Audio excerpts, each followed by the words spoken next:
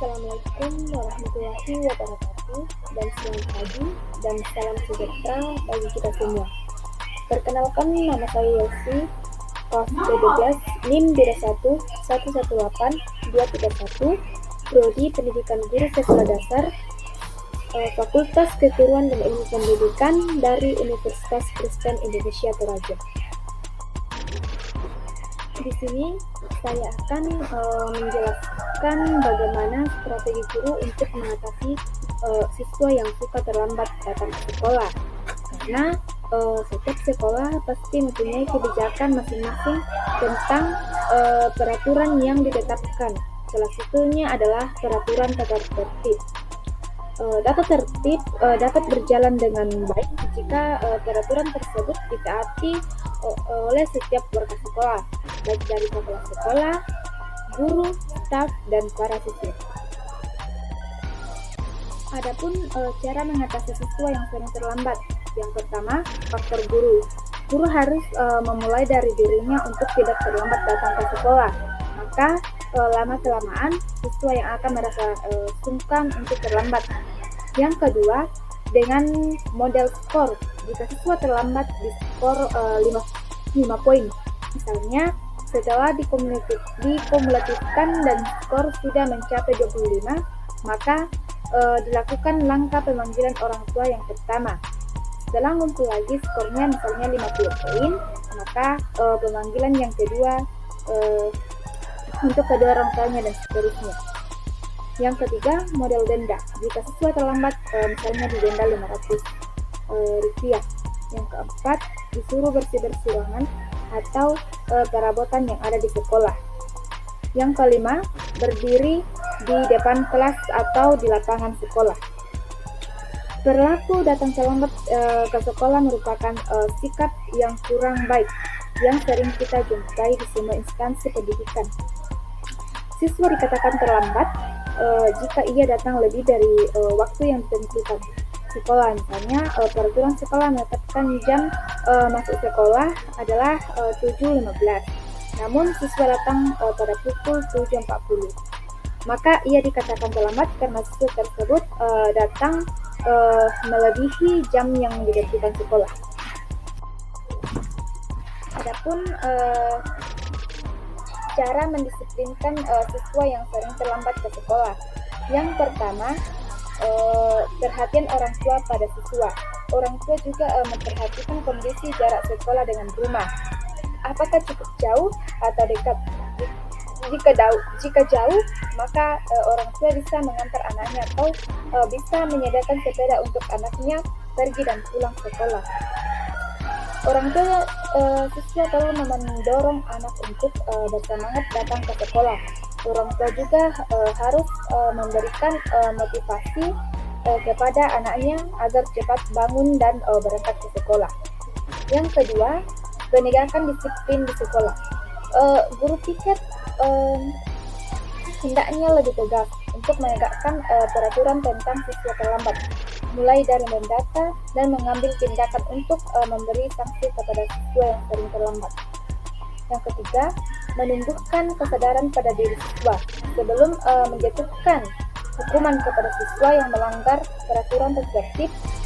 Sebaiknya siswa yang melanggar tersebut diberikan kesadaran dan pengarahan yang bisa membuatnya sadar akan pentingnya mematuhi peraturan tata tertib yang berlaku di sekolah. Karena menumbuhkan kesadaran diri pada siswa lebih efektif daripada memberikan hukuman yang belum tentu mereka tidak jerah, yang kemungkinan besar akan mereka ulangi kembali. Yang keempat, sanksi untuk siswa yang terlambat.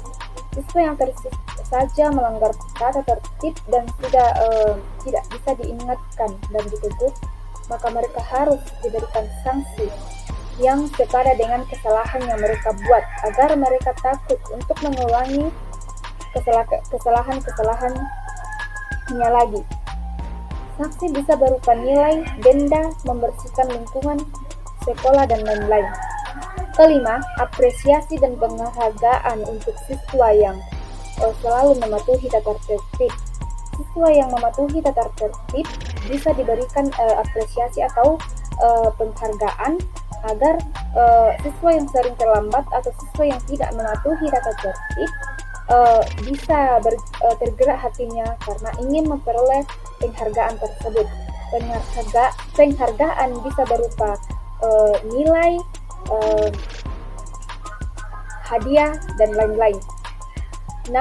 Memberikan bimbingan dan layanan konseling.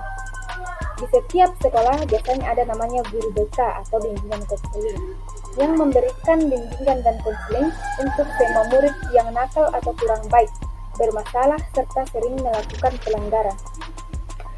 Siswa yang tidak mematuhi tata tertib harus diserahkan kepada guru BK untuk mendapatkan pengarahan agar bisa menjadi siswa yang baik dan taat kepada peraturan tata tertib sekolah.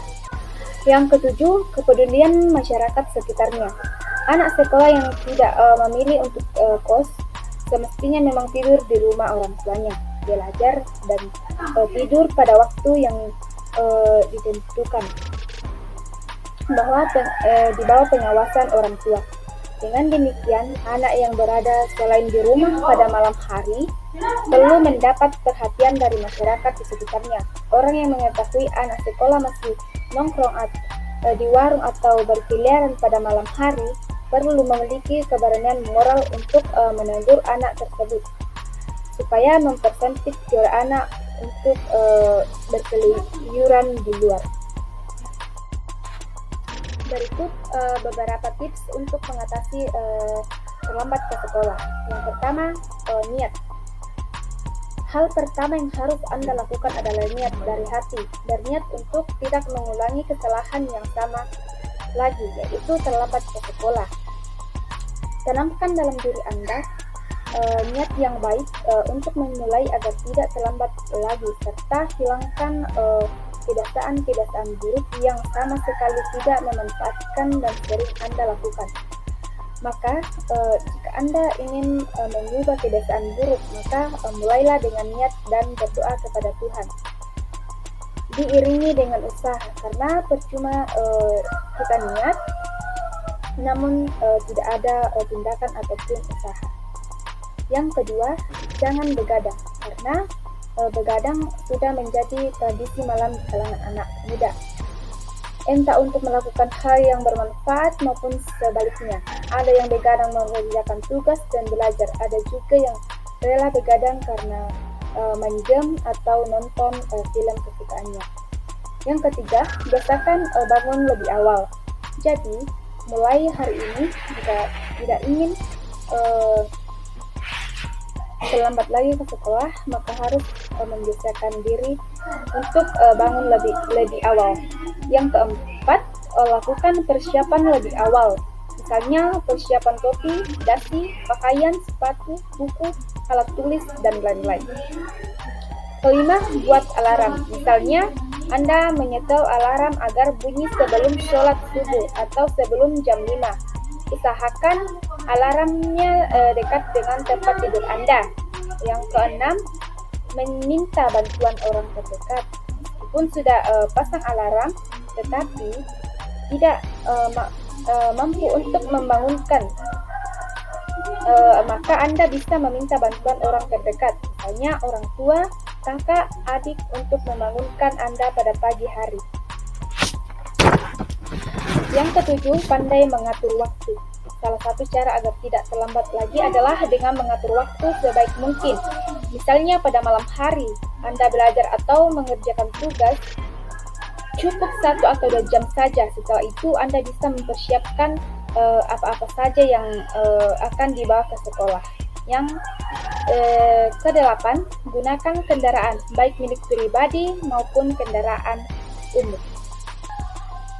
Sekian yang dapat saya sampaikan. Semoga bermanfaat. Kurang lebihnya mohon dimaafkan. Wassalamualaikum warahmatullahi wabarakatuh. Terima kasih.